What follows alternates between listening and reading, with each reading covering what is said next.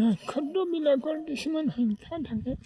এই সংখ্যাবিলাকৰ দ্বাৰা নক্ষত্ৰ সেই ৰাশিৰ লগত সংখ্যাবিলাক থাকে নক্ষত্ৰ সংখ্যাৰ দ্বাৰা ৰাশি যেতিয়া বনায় আৰু জীৱন যিখন কুণ্ডলী তেতিয়া সেই নক্ষত্ৰবিলাকৰ হিচাপ কৰি আৰু সেই কৰে বঢ়াব লাগে।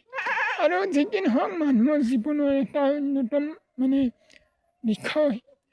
আৰু এনেধৰণৰকৈ এই বনোৱা হয় সিহঁতৰ বিভিন্ন ক্ষেত্ৰত।